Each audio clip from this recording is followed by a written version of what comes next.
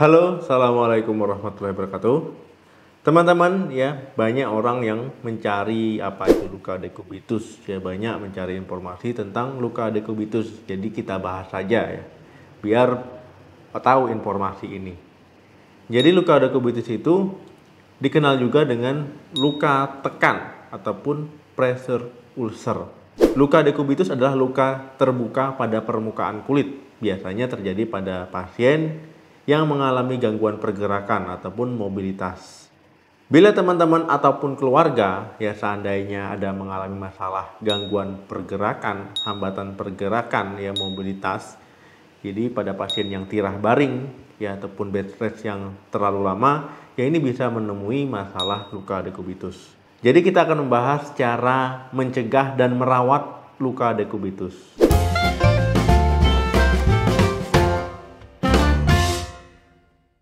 Dok, kenapa bisa muncul luka dekubitus?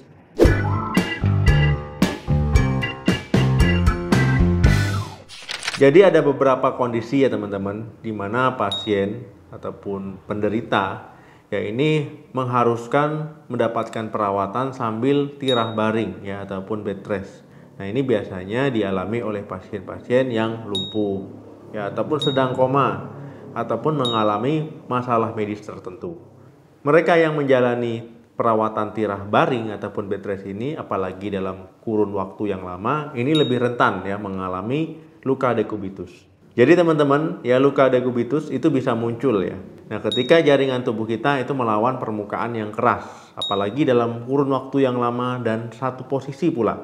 Ya misalkan kursi roda ataupun tempat tidur. Nah, teman-teman misalkan ada pasien yang tirah baring terlalu lama ataupun jangka waktunya lama ya, itu dengan satu posisi itu bisa beresiko mengalami luka dekubitus. Luka dekubitus tadi ya bisa muncul ya karena suplai oksigen, suplai darah ke jaringan yang melawan permukaan keras tadi ya bisa berkurang, akhirnya bisa rusak. Nah, lama-lama bisa muncul luka dekubitus ya pada permukaan kulit tadi. Dok, apa faktor risiko munculnya luka dekubitus?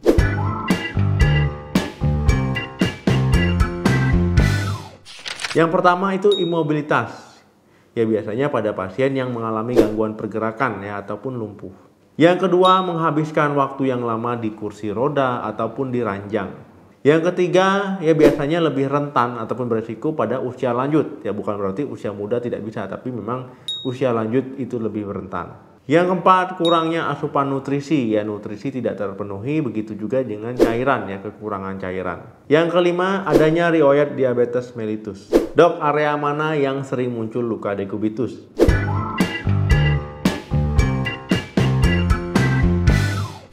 Jadi teman-teman ya luka ini biasanya muncul itu pada kulit yang menutupi tulang. Nah ini umumnya ya bisa pada tumit, pada mata kaki, pada punggung, ya, pada tulang ekor ataupun tulang belakang.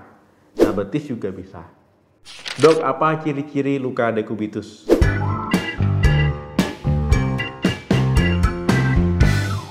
Jadi teman-teman, ya pada pasien, ciri-ciri ataupun gejala luka dekubitus itu bisa berbeda-beda. Ini tergantung tahapan munculnya dan juga mendapatkan penanganan yang tepat atau tidak.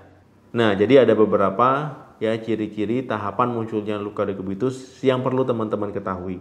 Tahap pertama itu terjadi kemerahan ataupun perubahan warna pada kulit. Nah, ini teman-teman ketika disentuh ya bisa nyeri, ya kemudian bisa agak hangat dan juga bisa agak kasar di bagian kulit. Tahap 2 muncul luka di permukaan kulit ya warna pink sampai kemerahan. Bisa juga disertai dengan lepuhan. Tahap ketiga lukanya semakin dalam ya bisa disertai dengan adanya nanah. Tahap keempat lukanya itu semakin dalam ya bisa merusak otot, bisa merusak tulang, ya mungkin bisa disertai dengan jaringan mati ya kulit mati itu warnanya kehitaman. Dok, bagaimana cara kita mencegah luka dekubitus?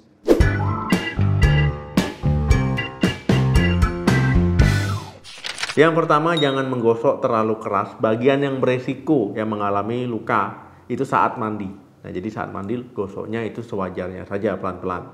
Yang kedua, gunakan krim pelembab ataupun pelindung kulit. Yang ketiga, Ya, jaga supaya permukaan kulit itu selalu bersih dan juga kering. Yang keempat, perhatikan asupan nutrisinya. Jadi teman-teman yang mengalami tirah baring yang lama ya dalam pengobatan itu harus memenuhi kebutuhan nutrisinya. Ya, baik protein ya ataupun mineral vitamin yang lainnya, begitu juga dengan cairan. Yang kelima, gunakan alas ya ataupun kasur yang berisi jeli ataupun udara ya, sehingga tidak terlalu keras ya, kemudian sirkulasi juga baik dan tidak lembab. Atau teman-teman bisa membeli kasur anti dekubitus. Yang keenam, gunakan alas pada area yang beresiko ya, misalkan bokong, punggung ya, untuk menyerap kelembapan. Yang ketujuh, jangan menyeret ya ketika memindahkan pasien, itu jangan diseret-seret ya, misalkan mau memindahkan pasien ke kursi roda itu pelan-pelan ya. Kalau diseret nanti bisa muncul luka di bagian belakang ataupun di area lainnya. Yang kedelapan, ganti posisi setiap 1-2 jam. Nah, ini untuk menurunkan resiko mengalami luka dekubitus. Jadi biar suplai oksigen darah ke jaringan itu baik ya. Jadi misalkan dari miring ya, kemudian juga normal ya, miring lagi kanan ataupun kiri. Jadi rubah-rubah posisi. Dok, bagaimana pengobatan luka dekubitus?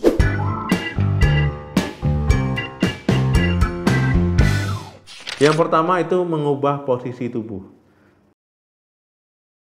Tahap awal pengobatan luka dekubitus ini cenderung berfokus pada mengurangi tekanan ya ataupun gesekan pada area luka. Posisi tubuh pasien itu perlu dirubah ataupun di rolling ya, supaya tidak mengalami penekanan terlalu lama. Misalkan di kursi roda ya, tiap 15 menit tumpuannya itu diganti ataupun 1 jam. Nah, kalau seandainya baring, rubah posisi itu 1-2 jam. Nah, saya sarankan teman-teman ya bisa memakai kasur anti dekubitus. Nah, ini bisa mengurangi tekanan pada area tertentu. Dan juga ya aliran udara di area belakang itu biasanya jauh lebih baik. Kedua, perawatan luka dekubitus. Jika luka tidak terbuka ya, teman-teman bisa membersihkan area tersebut ya dengan perlahan. Ya, bisa dicuci. Nah, tetapi kalau luka sudah terbuka ya, sebaiknya teman-teman menggunakan perban ya, supaya tidak terinfeksi apalagi di area sekitar. Teman-teman disarankan ganti perban itu secara rutin ya, berkala. Teman-teman bersihkan lukanya itu menggunakan cairan fisiologis ataupun garam fisiologis seperti di gambar ini. Nah, teman-teman bisa membeli di apotik. Penggunaan garam fisiologis ini ya teman-teman gunakan untuk membersihkan luka saat mengganti perban. Yang ketiga, operasi kecil untuk mengangkat jaringan mati. Teman-teman ya, saat ada jaringan mati yang berwarna hitam ya, di kulit berwarna hitam itu perlu diangkat ya, ataupun koreng itu perlu diangkat supaya muncul jaringan baru. Nah, ini biasanya perlu bantuan tenaga medis ya. Yang keempat, obat-obatan. Obat-obatan yang diberikan itu pertama obat anti nyeri ya, digunakan supaya tidak nyeri pada area luka tersebut. Kemudian juga mengurangi nyeri saat perawatan luka. Nah, yang kedua, diberikan antibiotik ya, bisa tablet ya untuk diminum ataupun krim salep ya untuk melawan infeksi bakteri. Nah, jadi jika luka sudah menunjukkan tanda-tanda infeksi bakteri, ini diberikan antibiotik. Yang keempat, asupan nutrisi. Jadi teman-teman penting untuk memenuhi kebutuhan nutrisinya, gizinya untuk mempercepat proses penyembuhannya ya, baik vitamin, mineral ya, proteinnya supaya lukanya cepat sembuh, dan juga memenuhi kebutuhan cairan ataupun air ya, jadi cukup minum biar teman-teman tidak dehidrasi. Karena kalau teman-teman nutrisinya kurang ya, apalagi cairannya kurang, ini bisa menghambat ya proses penyembuhan luka. Nah, itu tadi teman-teman ya pembahasan kita tentang luka dekubitus, bagaimana cara mencegah dan merawatnya, khususnya pada pasien yang menjalani pengobatan tirah baring yang waktu lama. Ya, ini perlu teman-teman ketahui. Misalkan ada saudaranya, temannya, ataupun keluarganya ya. Nah, ini supaya teman-teman bisa memberikan edukasi ke mereka. Terima kasih yang sudah menonton video ini sampai habis. Jangan lupa like, share, dan komen. Sampai ketemu lagi di video saya selanjutnya. Salam sehat, sampai jumpa.